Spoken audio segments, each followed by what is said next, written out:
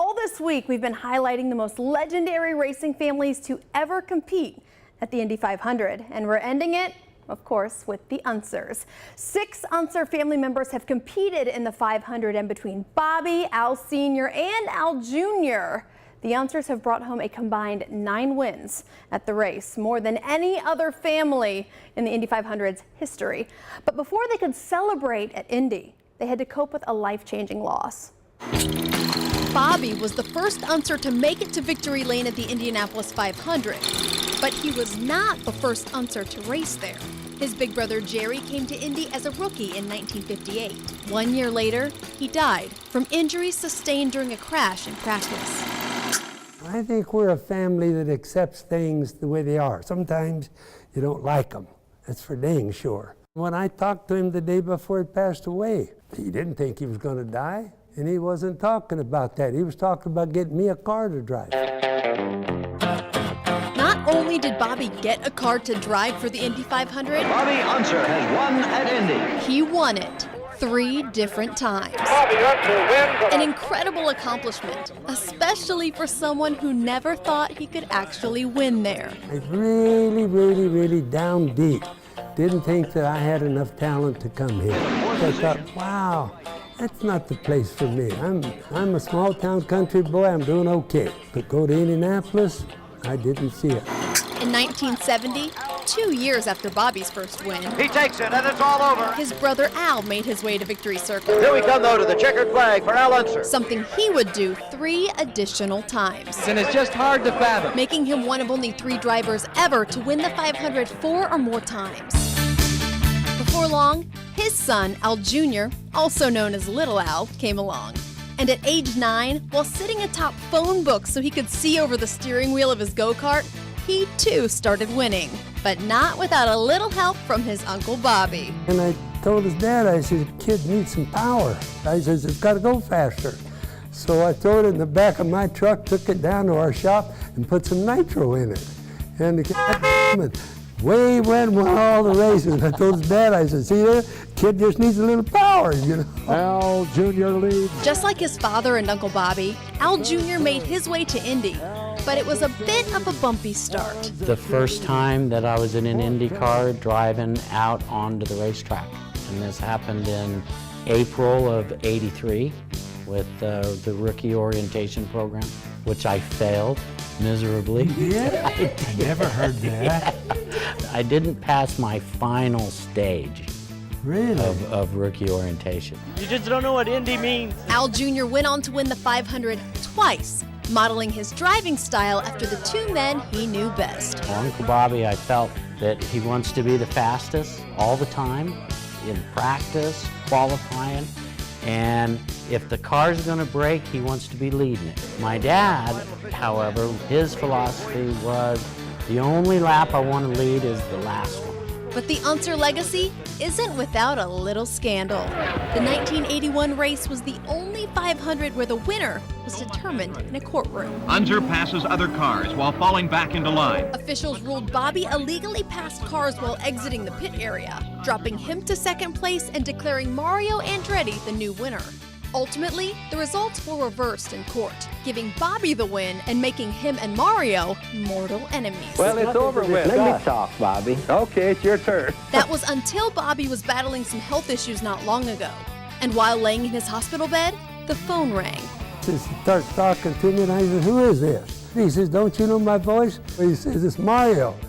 I thought, damn, he's going to get over being mad before I am. But if he could go back to that race in 1981, would he do anything differently? Yeah, Pass more cars. pass more cars.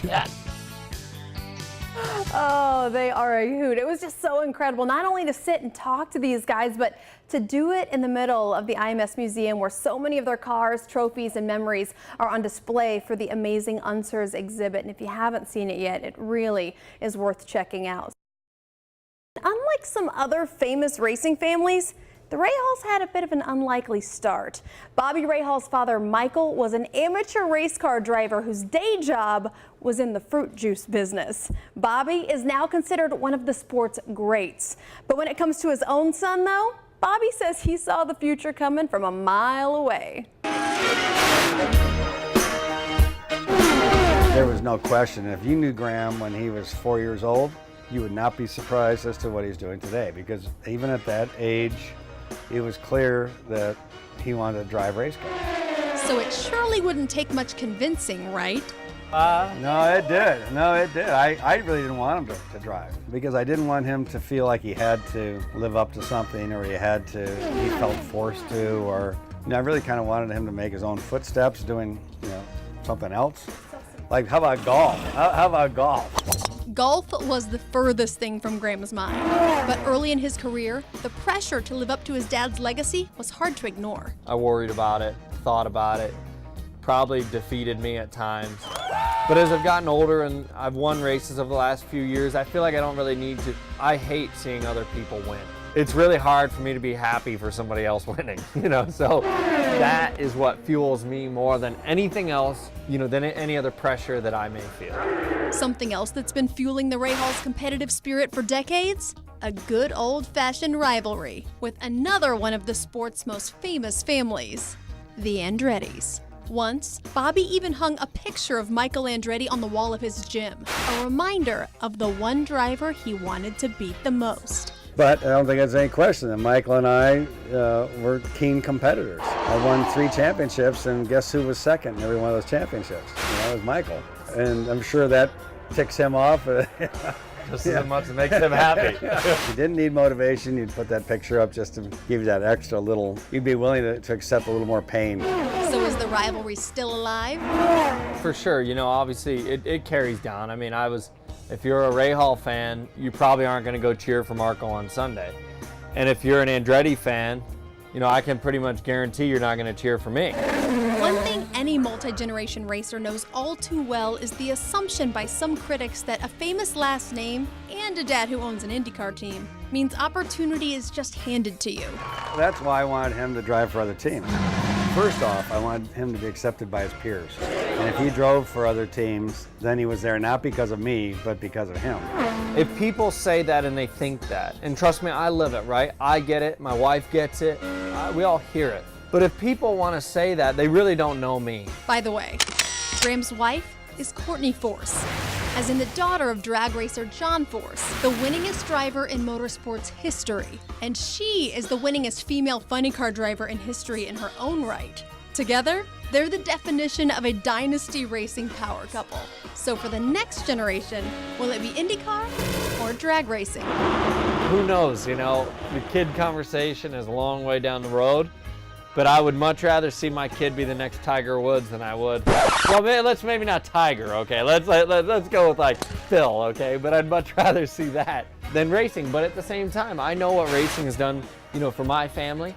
I know what racing has done for Courtney's, so it's probably gonna be pretty hard to, Save your pennies. I hope for it.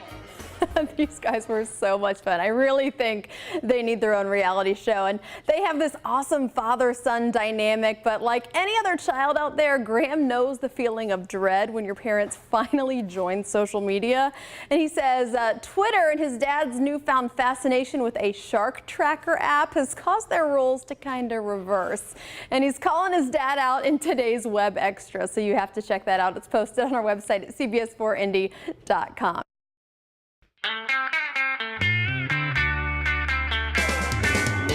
The Brabham legacy began with Sir Jack, who in 1979 became the first driver ever to be knighted by the Queen of England for his contributions to motorsports. He was a 3-time Formula One world champion. The first, in 1959, was movie-worthy. Brabham was in trouble on the final straight. After running out of gas on the last lap and literally pushing his car across the finish line. When he came to Indy in 1961, Brabham's rear-engine Cooper Climax changed the course of history and ushered in the rear-engine revolution. Sir Jack was arguably the world's biggest name in racing at the time, but it took his oldest son Jeff until about age 10 to realize how different his family was. When you go to school school, and you know, the kids ask you, well, what did you do over the weekend? And I used to say, well, actually I went to Belgium and watched my dad race, you know, and then you get a kind of a funny reaction, obviously, when that happens. Although racing was their way of life, Sir Jack was strongly against his sons following in his footsteps. One, it was dangerous. B, he probably thought it was actually going to cost him some money, so that was a negative on his part, you know. But once I showed him that I was serious and showed him I at least had some talent to do it, then he was, you know, as helpful as he could possibly be. 210.074 for Jeff Brabham. Jeff went on to achieve global success, including 10 appearances in the Indy 500. So it was only a matter of time until his son, Matt, caught the racing bug too. And when that time came, he was supportive. But his wife, Rosina, wasn't as keen on the idea at first. When Matt's racing, she's way more nervous than she ever was when I was racing, you know, and I was getting a little bit upset about that. Says, you know, how come you're so nervous now and you weren't when I was racing? And she just looked at me and says, oh, I can always find another husband, you know. Until Sir Jack passed away in 2014, just 1 week shy of the Indy 500, his grandson could always depend on him for the same 3 words of advice before every race. Get after him. And, you know, he wouldn't say anything about racing or the details or what I'm supposed to be doing. Every time he told me, get after him. That was it. Before the green flag dropped on Matt's Indy 500 debut in 2016, 3 generations of Brabham cars were brought together on the Yard of Bricks. It was a moment that cemented the Brabham name in history, as only one of 3 families to have 3 generations race there. His knack for racing anything with 4 wheels has since taken the youngest Brabham all over the world. Look how high above the fence Even it going is. viral online thanks to some wild moves in the Stadium Super Truck Series. But his heart still lies in Indy. My family's won every other big race in the entire world and championship. So, you know, to win the IndyCar championship and the 500 would just be, you know, that would be my life complete, I think. Off track, the Brabhams are quiet and unpretentious. And if you didn't know better, you may never guess that this humble Northside family is actually racing royalty. We're just a normal family, you know, outside the racetrack, and, you know, people can come up and talk to us at any time, and, you know, there's no airs or graces with us. It's what you see is what you get, basically.